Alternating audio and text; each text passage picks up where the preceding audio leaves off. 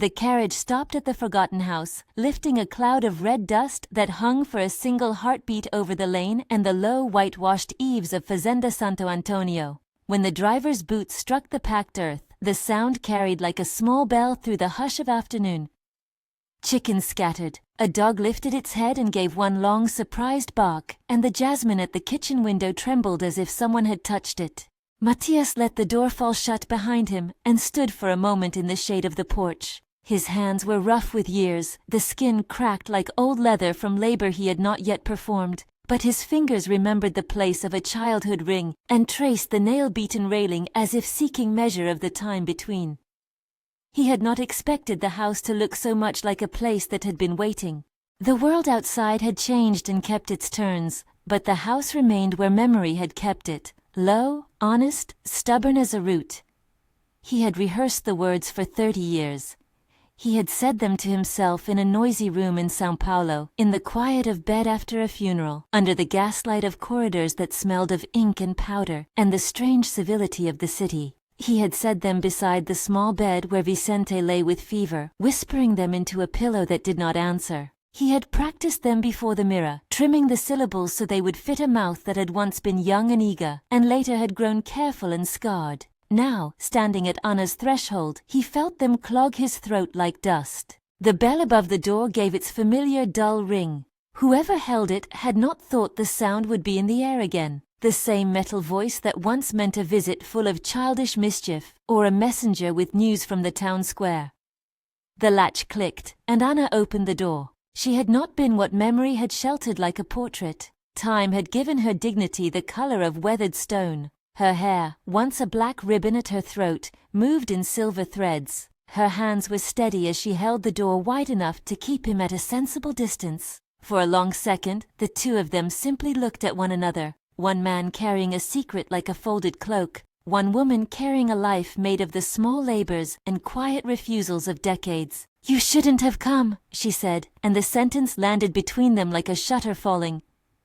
It was not the rebuke of a woman who had never loved. It was the careful pronouncement of someone who had loved well and declined to be hurt again for the sake of another's regret. Matias felt the force of it as a wind that would shift the whole country. He had imagined many responses, astonishment, the recognition of a long-buried tenderness, but this was the hardest. For all his rehearsals, he had not prepared for the thing she had kept so plainly in her voice, boundary. He opened his mouth. The words stalled. He had come prepared to confess, to unburden, to explain and beg and promise. He had come because the winter of his years had taught him that an unspoken thing will not let a soul be still. But the confession he had carried was not a coin that could buy back the years. It was a confession that, once uttered, might do little to change the absence it had permitted. Before he could assemble the sentences, Anna had shut the door. If stories about second chances move you, subscribe to the channel to hear more. But before the door closed forever, we must go back 30 years, to when a boy with sunburned knees believed the world could be divided neatly between promise and fidelity, and when a girl's vow could seem, to everyone who cared for her, the most valuable thing she would ever own. Fazenda Santo Antônio lay in a hollow where the morning mist bled slowly into the fields. The land had been in Vicente's family for as long as anyone could remember. A patchwork of coffee and citrus, of low fence lines, and the occasional capiera of wild guava trees. The farmhouse sat like a white pebble at the edge of the world, surrounded by the small farms of neighbors and the lazy curve of the riacho, where water ran clear over stones smoothed by generations of feet and small boats. In those days, Matias and Anna were children of the same loose household. They were as close as two saplings planted under the same sky, growing by the seasons, sometimes scratching for the same patch of sun. Matias, younger by a handful of months, had been all restless motion, the kind of boy who could not sit for a sermon, and found the priest's patience an obstacle to be tested. Anna had been a steady flame, quiet, observant, the kind of presence that filled a room without making a sound. She loved the small things, the smell of coffee drying on the veranda, the cluster of bees around a blossom, the way the moon lay a thin coin over the fields. On a hot afternoon when they were 16 and 19, they had gone alone to the riacho. The water sang over the stones, the green on the bank shimmered with dragonflies, and the air tasted of guava. Matias had brought a fruit, one hand picked and still warm, and split it, the flesh sweet and slightly gritty under their tongues. "Do you always have to be so restless?" Anna asked, not unkindly. She tied back a loose strand of hair with the hem of her dress, and the sun caught the small mole by her left ear, which Matias had noticed since he was small. "I don't know how to be otherwise," he said. "There is so much I want to see." "Then see it, but not with my promise as an empty letter," she told him. Her voice was the same steady voice that would, years later, close a door. They sat upon the same smooth rock that would witness their later confessions, the stone warmed by many summers. Matias turned toward her with an earnestness that could have been comical were it not for the gravity of youth. "I swear to you," he said then, his hand reaching for hers as if the touch could hold him, "I will come back." Anna's laugh, brief and private, held no mockery. "You always swear things as if you can hang them on a nail and come claim them later," she said. "Swear if you must, but leave me more than words. Promise me you'll come back not because it's easy, but because you'll make a way." "I will make a way," he promised. She thought for a moment, her eyes tracing the glitter of water. Then she bent forward and pressed her small palm to his chest, in a motion more solemn than any written vow. "Then take me in your heart if you must go," she said. "Carry my name like a coin you will not spend on frivolous things, and if you ever think of taking a life that is not ours or that will keep you from returning, remember this rock, and remember that I will be waiting. Not with my hands out, but holding myself steady." Matias laughed at the phrase, "holding myself steady," because it sounded like a grown thing said in a child's mouth. He took her hand in his, and for a few minutes, the world shrank to the size of that small sealed moment. The pressure to leave grew like a vine tightening around his chest. Vicente, his father, had been many things over the years. A man of stern patience, a guardian of old ways, the one who woke early to see the weather and the crops. He loved Matias, not only as a son, but as an heir to a land that required a hard hand to keep. The old man's ambitions were not mere greed. They were born of a desire not to see his family swallowed by time and poor harvests. When an acquaintance from São Paulo, a merchant with ties to Senorecchio Alfredo Tavares, came through the valley and spoke of a position that could mean steady income and the chance to learn the new trade of coffee brokerage, Vicente's hope hardened into resolve. "It will be good for you," Vicente said over the table, spoon tapping an empty cup. "A place to learn, for the house to have more than one pair of hands that know only the hoe. Our boy shouldn't be trapped by the soil's moods." Matias wanted to believe the opportunity would be a temporary thing, a single season. The idea of the city shimmered. Beyond the dusty main street and the market stalls lay streets of stone, voices speaking in a pace like a different weather, jobs that promised coin, and the kind of knowledge that turned men into brokers of fortunes. He thought he could go and return, that the love he had for Anna was a tether strong as any anchor. Pride, though, slid into his pockets like a small stone. He told himself leaving would be proof that he could provide, that when he returned, he would not be a suitor with empty hands, but a man who could claim not only affection but security. Anna listened when he spoke of the city. She did not forbid him. There was a stubborn nobility in her restraint. She never tried to bind him with pleas that would be answered in the heat of his ambition. Rather, she stood like the riverbank and let the current test his feet. The night before he left, they sat on the veranda and watched the house settle into blue shadow. The cicadas sang like a single instrument, and the moon rose as a thin coin. Matias had a trunk packed with a few garments and a folded shirt that smelled of home. He had not told Anna how much of his leaving had the taste of cowardice, to run from the slow work of love into the immediate proofs of the market. He told himself that he was doing it for them both. Words that matter sometimes are eaten by a night's silence. The things the heart cannot say find shelter in small gestures. Matias walked to the chapel at the back of the property, where Padre Antonio kept an oil lamp and a few tattered hour books. The priest's face was gentle, with the map of years drawn around his eyes. "Will you pray for me?" Matias asked. He felt foolish asking prayer as if religious words could seal a promise, but the habit of prayer had been the shape of his mother's life. Padre Antonio looked at him as fathers of the cloth look at boys who must make hard choices. Prayers are for those who will stand before what they have chosen and not the choice itself, he said. Pray for the strength to be true to what you swear. Matias knelt and told Our Lady, Nossa Señora, that if it was God's will he would return, that he would be a man who could be counted upon. The words came with more trepidation than conviction, as though he were pledging to himself more than to the saint. When he left the chapel, he did not touch the wooden cross, because he did not want to feel the hardness of the wood like an accusation. Instead, he walked to the Riacho and sat upon the rock under the stars, the place where small promises had been inked for him like a contract. He wrote letters in the dark that night. Short notes, declarations that he would write often, that he would send money, that he would come home to marry her. He folded them into his pocket with the care of a jeweler making ready for a display. At dawn, as the first rooster called and the world stiffened into motion, Matias nailed his trunk shut and walked to the carriage waiting at the lane's bend. The carriage rocked as it took the road. Dust lifted, the farmhouse became a watercolor smudge, the distant chapel bell receded until it was only memory of a note. Matias watched Anna from the window, but she had not come to the gate. He had expected a last pleading look, the clench of hands, a cry, none of it. She had stood in the doorway and given a little nod, like someone who acknowledges a fact. It was not contempt. It was the measured acceptance of one who understands the price of leaving. When the town market came days later, rumors reached Matias in São Paulo in letters that smelled of smoke and sun. He wrote back with promises he believed in the moment of writing. Then the letters slowed. Work in the city was a contagion. The hours stretched, and letters that were meant to cross back through the lanes to the farmhouse were read at midnight to bored clerks, and then left in drawers where ink dried into regret. In the city, Matias learned to measure success in different ways. The neatness of an account ledger, the fastidious way a merchant folded the day's receipts, the polite bow at a salon where he met Clara Mendes, a woman of gentle refinement who moved in circles that smelled of varnish and print.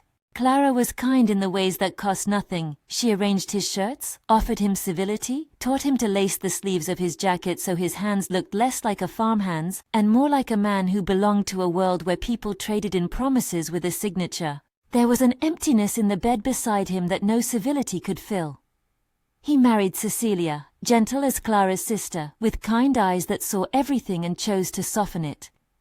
The marriage was a shelter from the ache, and for a while it seemed to protect the house he built from loneliness. Yet even as he learned the etiquette of a city life, he found himself writing letters that he never sent, drafts folded and refolded until the paper gave way, and the ink bled into the fibers like memory watered by rain. Cecilia's death arrived in a season like any other, but with a particular cruelty. It was sudden and final. Matias sat at her bedside while the candles burned like small stubborn suns, and said prayers he had not known he could produce. He felt an empty space where fidelity had been. In that void, the old promise to Anna was the only line he could trace and feel the shape of something whole. But grief, even when it opens the old doors, does not stitch time back. The years in the city layered themselves like coats of dust. Matias counted currency differently now. He could tell a man's fortune at a glance. He walked with new clothes and voice measured to fit into the reading rooms and salons. But the memory of the rock at the Riacho sat in his chest like a stone the size of a heart. Letters that had once been vows lay burned in a room he had kept for himself. He had made a small ritual of confession to no one, affixing the papers to the hearth and watching them curl into ash, as if ash might carry away the shame of having chosen city streets over a girl's patient hands. Burning the letters felt like a release then, a final act to quiet a conscience gone noisy with longing. Yet the choice had consequences, not only for him but for Anna. In the valleys, lives fold into the names of those who choose not to leave. People move to other farms, marry, die young. The world keeps its slow economy where absence is weight and presence is currency. Anna had chosen, for reasons both practical and holy, not to marry. She did not make herself a martyr. She worked, she kept the house and the chapel, and the small plot of land she tilled with a care that was almost a sacrament. She became, in the way of faithful women, the steady heart of a house that had known the fear of being unattended. Time did strange things to the memory of people. Matias in São Paulo would sometimes open a drawer in the quiet of night and find, folded beneath a linen handkerchief, a scrap of paper with a child's drawing of a guava tree, Anna's work from years earlier, and feel the entire distance close. He would touch the paper as if to feel the pulse of what had been. He would whisper her name like a rosary bead, each repetition a plea for forgiveness he had not yet earned. Vicente's health, meanwhile, waned like a candle left too long in the wind. The old man, who had never been soft with words, grew small and patient. When his breath shortened and fever came to his bones, Matias returned because filial duty is a rod one cannot bend. The train back to the valley carried him through a country that had lost none of its endurance. Coffee plantations stretched and shivered in the heat, station platforms smelled of oil and new paint, and men still bartered in the same ancient rhythms. He returned a different man in clothes and manner, and yet the bitterness of what he had lost settled into his mouth like ash. Vicente died with his son's hand in his. "You did what you thought best," the old man said, not with the sharpness of some small indictment, but with the tired surrender of one who had planted trees whose shade he would not always enjoy. "The land will forgive if it must. You must forgive yourself if you cannot find it otherwise." It was in the fevered hush of those last days that the first shock came. Someone mentioned Anna, and the name carried no married surname. From beneath the bed of Vicente and the whispering family around him, Matias learned that Anna had not married. She had remained at the house, keeping the chapel candle lit and the meals made. The information was at once a relief and a wound. Relief because the cord of hope had not been severed by another man's ring. Wound because 30 years had passed like a ledger full of accounts he had failed to balance. The village spoke of Anna with a certain reverence. They said she had kept her house tidy, had a stubborn streak of independence, that she had made of her life a quiet testimony to the things she valued. But in Matias's chest, the news raised more than possibility. It raised the terrible question of whether a man should be allowed to recover a life he had let atrophy by his own hand. He traveled to the house like a man with the sun at his back. When he stood at Anna's door that day, he had not only come to confess, but to ask how much redress a life could accept. He had imagined that the confession would free him, if not return the years, then at least lay his spirit in order. Anna's refusal at the door, "You shouldn't have come," was a test he had not foreseen.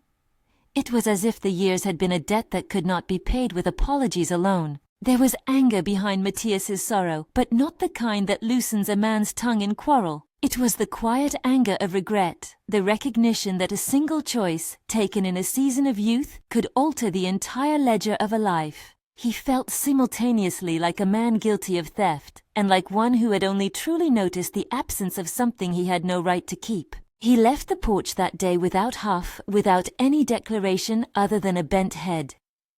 The road back to the inn where he had left his carriage was a series of small defeats. He had come with a carriage full of city clothes, and a chest that smelled of cedar and ink. He walked away carrying something that no trunk could bear, shame made material by time. That evening, under a sky that was thick with the smoke of distant cook fires, Matias sat alone on the bank of the Riacho. The same rock he had known in youth cut into his palm. The water moved the same, the dragonflies skimmed as if to mock the neatness of human grief. He let the sound of the stream fill his ears and tried to assemble the confession he had rehearsed into a clearer chord. He thought of his letters, the ones he had burned and the ones he had never sent. He thought of Cecilia, of her careful kindness. He thought of the city, which had been a classroom in a cage, and of the ledger rooms where men counted fruit like futures. "Why did you come, Matias?" he asked himself out loud, and the question sounded like a bell. At the inn that night, he sat with his hands wrapped around a clay cup and the faces of his fellow travelers indistinct in the lamplight. He wrote one more letter, not to Anna, but to himself, a short, blunt list of what he owed. It read like the beginning of a confession: presents, not promises; honesty, no more smoke and papers; labor, not gifts purchased with the ease of coin. The next morning, he sold the garments he had brought for show and the small items of city luxury that had been a kind of armor. He closed the drawers into which he had sequestered his father's future and made other plans. Pride did not die that day, it merely changed costume. The change was not immediate or complete, but it set a new rhythm in his steps. He marched, in the earlier days of his return, under the strain of a man's attempt at repair. He went to chapel and lit a candle without asking for miracles. He inquired about the land and whether a small plot might be purchased or leased near Anna's house so that he might be seen but not smothering. At the market, he bartered with a humility he had not known before, offering the exact measure for goods and paying promptly when once he would have stretched the count to save a coin. When he tried once more to speak to Anna, she listened, but her face folded like paper. "Words fall like leaves," she told him. "They are pretty, but they do not make walls to sleep under. If you want to plant here, plant, but do not ask me to sleep tonight with a promise you might not keep in the morning." Matias understood, and the sting of it took a deeper shape. He left the porch not as a man begging but as one who had been told the terms of entry into the house he had once abandoned.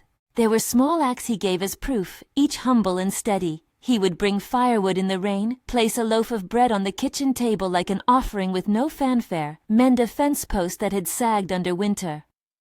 He worked the land for wages, not as a show of penance but as the long making of a life that might be tolerable to the woman he had wronged. Sometimes he helped in the chapel, sweeping so that Padre Antonio would nod in a way that resembled blessing. He kept his face open and unassuming, as if to say without words that he had nowhere else to be now. Yet proof is not a day's labor, it is the compound of many years. For Matias, the pain of his old choices became the soil on which a new character might be grown, if such growth were possible. Nights were the hardest. Night would pull the covers of the past over him, and he would wake to discover that the bed was too large, the pillow still shaped by other hands. He would go to the piazzas and listen to the gossip of neighbors because the sound of their lives, ordinary and relentless, was a kind of medicine. The river rock waited for him as it had waited for them in youth. It was there, indifferent and patient, bearing witness to promises made and broken, and sometimes perhaps remade. When he sat upon it, the water slid by, and the noise made a kind of indifferent grace. He could not undo the passage of time, nor could he compress decades into a single season. But here, with his hand on the smooth stone, he began to practice a different truth. That to love someone after absence is work in itself, not merely the relighting of an old flame. The story does not end in one day, it rarely does. The decision to leave had been a single act, but the decision to return, if return meant to stay, was a pattern. Matias would learn to measure his victories not by a single dramatic confession, but by the patience of ordinary labor. Night drew its blanket over the valley. Somewhere, a bell tolled for vespers, and the house kept its small fires. Matias walked back toward his rented room with his shoulders a little straighter, the weight upon them different now. No longer only shame but the slow accumulation of purpose. He thought of Anna in the doorway and of her single sentence that had closed him out. He thought of the letters he had burned and the ashes that had clung to his fingers like a child's memory. At the edge of the lane, the carriage that had taken him away sat idle at the inn, a relic of a life half-lived. Matias stood for a long while watching it. Then he turned his face to the small house, where the light in the kitchen window marked the shape of someone awake and watchful. The road ahead promised labor, and the possibility of quiet recompense. It also promised the grinding, patient unmaking of his old self. He had come back with a single raw confession waiting to be spoken, words that had been kept like a wounded bird in his chest, and the first time he tried to offer them at the door, they were not taken. The apology alone would not mend what had been torn, and so he prepared himself for a more distant pledge, to prove, by the unremarkable and unending work of presence, that a man who had left might at last be allowed to come home. Beyond the line of trees the night deepened. The chapel bell sounded again, a single humble toll that seemed less to summon than to witness. Matias knelt on the bank of the riacho and let the water sound fill his ear. He whispered the words he had borne all these years, not as argument to be won but as the small last hope of a soul seeking to be put in repair. "I never stopped loving you," he said into the dark, and the stream carried the phrase onward, as if to say that some confessions can be uttered even before they are received. He rose, palms wet and cold, and walked back toward the house to begin a different life, one made not of high promises and city accounts, but of work and modest stubborn patience. The confession waited, however. It had its own hour and would not be hurried. Matias chose therefore to stay. He did not announce it with trumpets or proclamations. There was no grand renunciation broadcast in the marketplace. He simply took 2 pieces of coin, enough to secure a small plot of land not 2 fields from Anna's fence, and settled himself into the slow arithmetic of recompense. The neighbors watched with that reserved curiosity small towns keep for one of their wandering sons, who returns and tries on humility like an ill-fitting coat. Some said it was a penance, others called it a madness that might die in a season. Matias accepted both opinions as the weather accepts the sun, without complaint, because the days would tell. The first winter he stayed in a low room at the inn, a place that smelled of boiled coffee and other people's soaps. It was crude compared to the fine house he had once imagined for his future. No polished floors, no curtains that matched the furniture. He spent dawn in the fields, earning wages by turning over stubborn earth, and afternoons repairing fences, mending a neighbor's roof after a storm, hauling well buckets for women whose hands were full with children. He tried to do the simplest things with exactness, not to arrive with gifts meant to buy affection, but to be punctual, to stay when there was work to be done, and to speak little when work was needed more than words. Benedita, Anna's old mother, noticed these small virtues first. She was a woman of the valley with a spine as straight as a broomstick and a laugh that could slice through shame. Her hair had silver threads like Anna's, and though she never meddled in what she did not like to meddle in, she had eyes that could read a man like a ledger.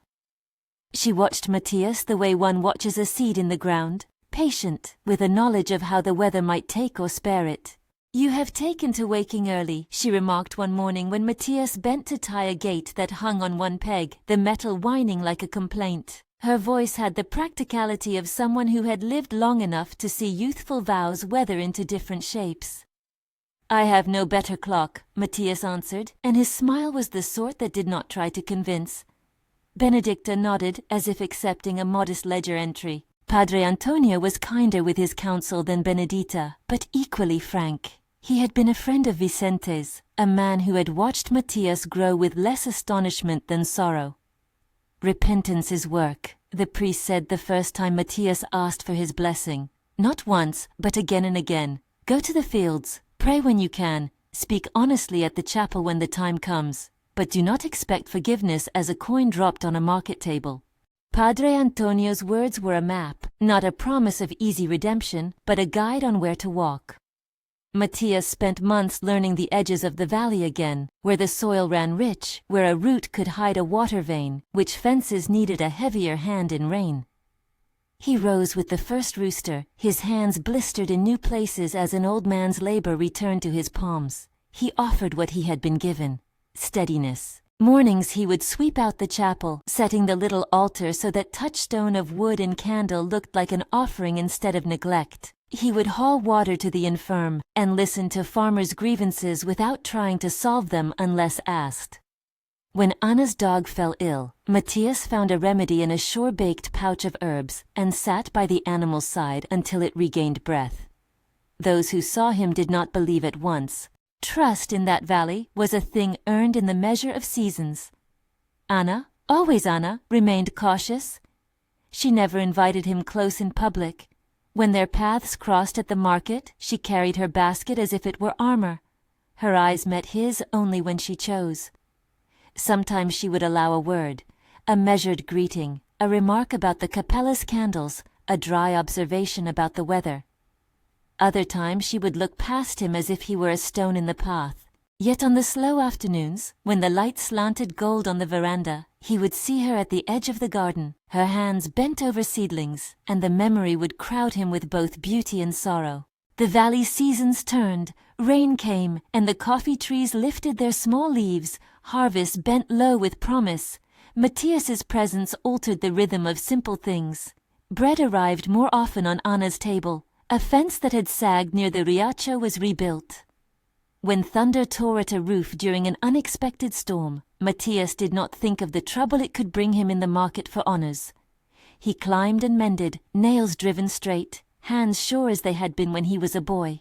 People began to talk less about Matias's sin and more about his labor. Yet words can warm a field only so much. Anna's heart held its weather, a mixture of memory, caution, and a long catalogue of ways she would not be easy to wound again. It was not until the village was struck by a small, swift sorrow that their lives were drawn together in a way that would not be easily recast as a mere neighborly kindness. A fever went through a nearby family as it sometimes goes. A hot, cruel thing that took 2 parents within weeks, leaving their children stranded between one sorrow and the county's indifferent busyness. Pedro, a boy of 9 with his father's stubborn jaw, and Julia, a 7-year-old who liked to braid her hair with grass, were left without the familiar hands that had taught them how to shell beans and mend a wheelbarrow. There were relatives, of course, people who would have sheltered them for a night or a week, but the house where the 2 children lived had been one of those humble roofs, and there were debts and no easy solution. The town argued about kinship as one argues about weather, with earnestness but little movement. Ana first encountered Pedro at the chapel when he came with a neighbor, eyes too large for a boy taught too soon to measure grief. He came to light a candle for his parents with a solemnity that made the priest's own eyes sting. Ana moved to him as she moved to seedlings, naturally, with the surety of care. She brought hot broth, then bread, then a hand that could comfort a child who had learned to look at adults as precarious things. Matias watched her as she worked with the children. He could have stepped forward and offered to take them in, but he understood that his place had to be less like a rescuer's trumpet and more like the slow folding of a family into itself. He spoke with Padre Antonio and with Benedita, who surprised him by saying plainly, "You either open your hands or you do not. There is no honor in watching others carry what you can." One afternoon, when the riacho ran low and the sun slanted, Pedro asked Matias, standing at the riverbank as if the man were a marker of steadiness, "Will they come back?" The boy's voice did not have a child's hope so much as a desperate inventory of loss. Matias knelt and, without theater, took the boy's small hand into his own calloused one. "No," he said simply, "they will not." He felt the truth of that in his bones, and in saying it aloud, he felt the room that grief makes in the world. But then he added, with the fidelity of a farmer to seasons, "But people can stay. People can make a home where the broken pieces fit." That afternoon, Matias and Ana, with small, understanding gestures, took the children into the house as if they had always been waiting for that door to open. The adoption was not a ceremony. Official papers were hardly on anyone's mind in a valley more used to custom than law. Instead, it was an act of daily things. Dresses hemmed by Ana, shoes mended, a place set smaller at the table. Pedro learned to lift a hoe and to toss a sack in rhythm. Julia learned the names of more flowers. Matias felt a strange, stubborn joy the likes of which knowledge had not taught him before, the sensation of being needed in a way that made the heartbeat of his life slow and purposeful. The community, which had watched Matias with a mixture of suspicion and hope, now had something concrete to consider. People spoke of it in the market with tones of wonder and approval. "He did not take them for show," a woman said. "He just took them." Coronel Augusto, who kept a cautious eye on the valley as he kept an eye on his ledger, nodded the first time he saw Matias holding Pedro on that porch, and the old colonel's nod was like a small blessing in a place that trusted such signs. The colonel had once admired different sorts of success, but he also had a keen sense of the worth of work and steadiness.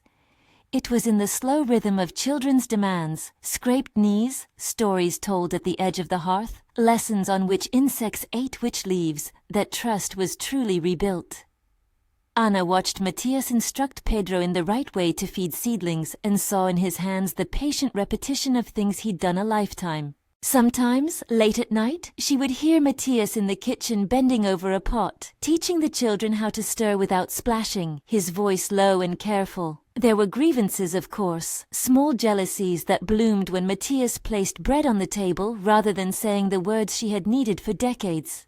Ana was not blind to the ways his doing could seem a substitute for speech. She had spent years in the economy of restraint and had learned to measure acts against promises. The memory of the riacho, the rock where they'd once made vows, became, over time, a place they all went to. Ana took the children there to teach them which stones made the best skipping sound. Matias would stand a little apart, hands in his pockets, watching the water and the way the trees bent. One evening, as the sun skimmed the surface of the stream and set the leaves at silver, Ana sat on the old rock, and Pedro asked an urgent question that forced a truth out of her.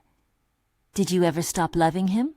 The question landed like a small stone dropped into a still pool. Ana looked at Matias, who stood at a respectful distance, and then at the children. Her face held no theater, only an honesty honed by survival. "I did not spend my love," she said finally, "but I did fold it into other things." She named chores, sacramental duties at the chapel, the work that kept a house warm and children fed.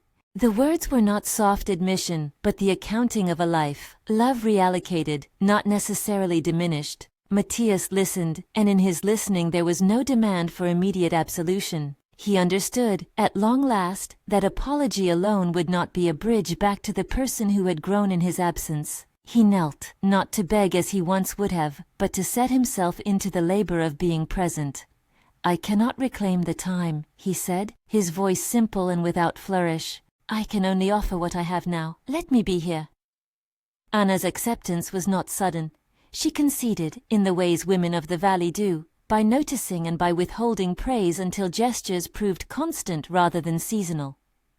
She let Matias tie nets, mend boots, tend the children when fever touched them, and watch him come to the chapel not out of a desire to be counseled, but as if prayer had become part of the routine of his penance. Over months the two found new passages to speak through each other. A shared glance when the wind turned, a small exchange at the well, the way they moved in the kitchen so often that their hands knew each other's pace. There were times when Matias would go to the empty room where he had kept his letters and touch the space, as if expecting paper to appear again. He had burned some things and buried others in memory, but he kept tokens, simple objects that made him feel accountable. A cloth Anna had once used to wipe jam from a child's mouth, a pebble from beneath the rock they had sat on as youths. He kept them in a chest, not as trophies but as reminders that life required constant tending. He learned to pray in the quiet of his chores, a short, private litany that asked only for strength and honesty.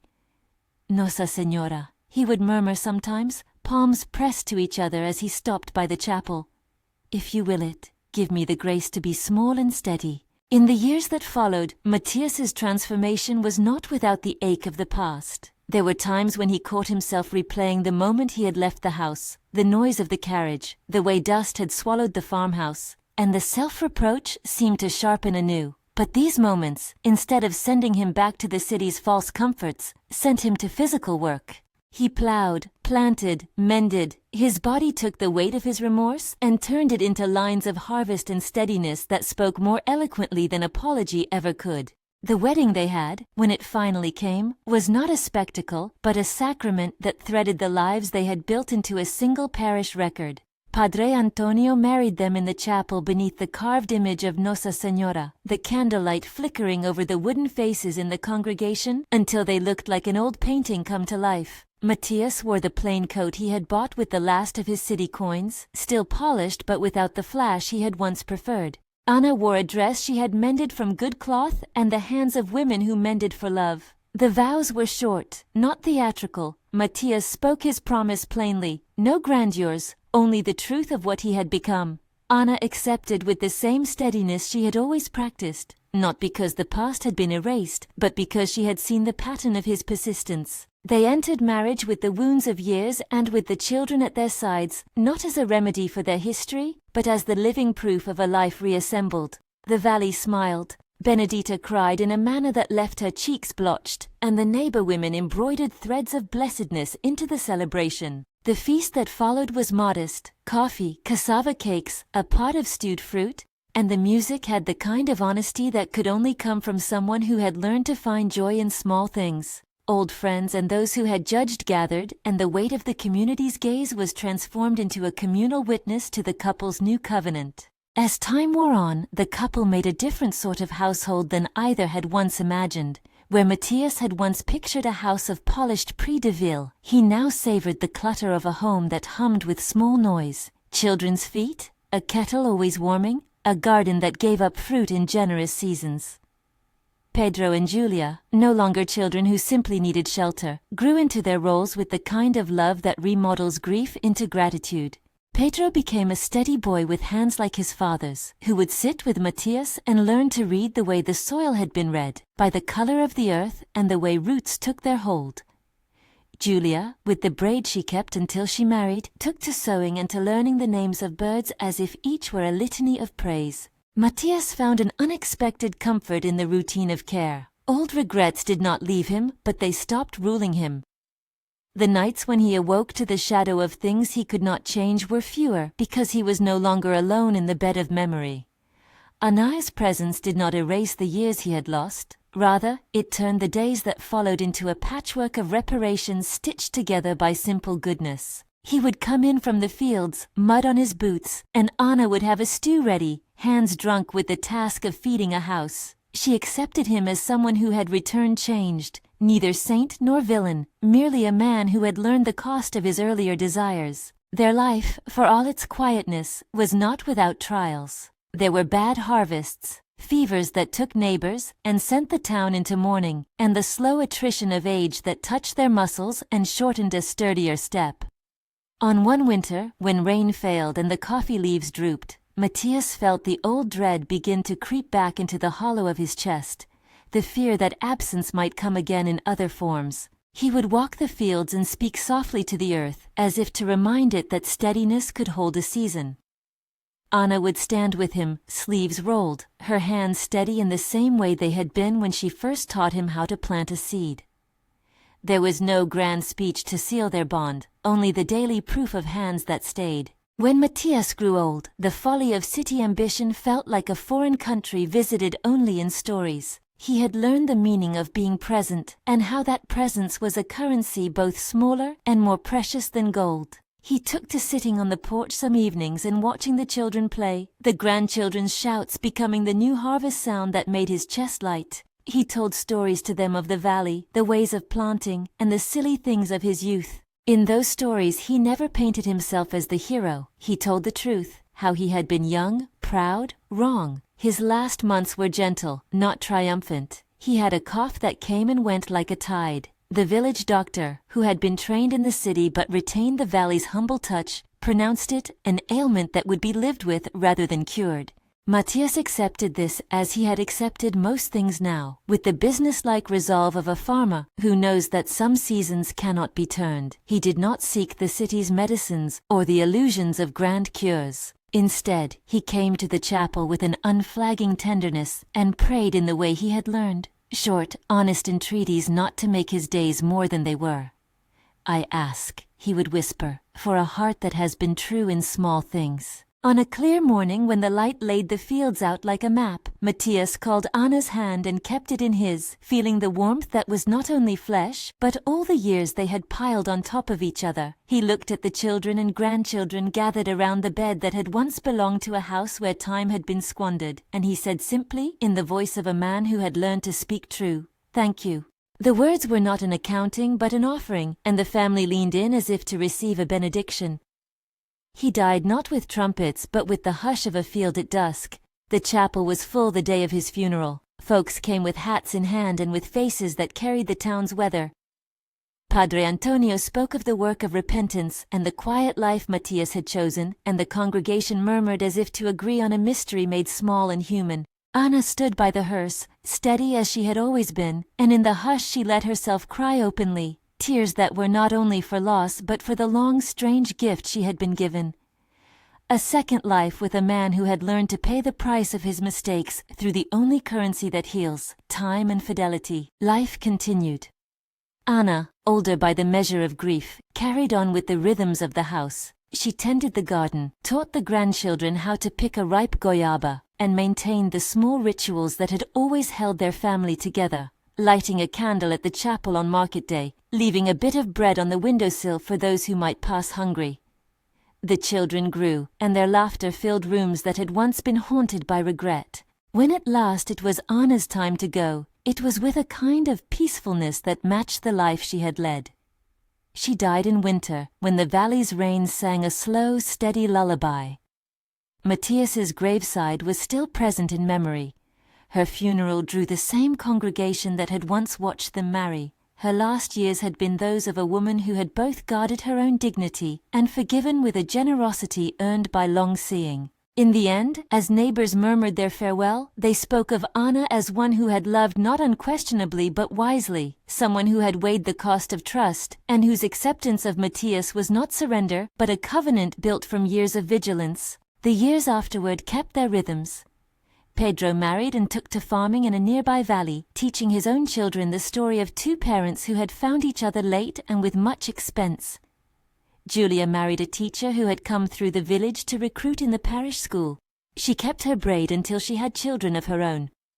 Coronel Augusto's land shifted into different hands, and Benedita died at a ripe age with a laugh that had never lost its edge. The valley continued, as valleys do, with small changes and many repetitions. The chapel bells still tolled for vespers, and farmers still counted the weather by the way the clouds sat above distant ranges. Stories linger in places where people have been altered by love and loss. The tale of Matias and Anna circulated in the valley not as a cautionary legend, but as a testimony that love could endure and that confession, though delayed, could pivot a life. They would say, in the market or over a cup of coffee, that he had paid a price. The price was not measured only by years lost, but by the quiet debts he had repaid with sweat and constancy. He had paid not by restoring the time itself, which remained forever lost like suns swallowed by clouds, but by building from the soil of his error a life that would feed others. There were those who still muttered that Matias had paid enough, and those who would insist it was not enough. But in quieter tones, in the way children learned to skip stones at the Riacho, and in the way the chapel candles were tended, people felt a new measure of truth. That confession, even when delayed for decades, could set a path straight when paired with the slow craft of fidelity.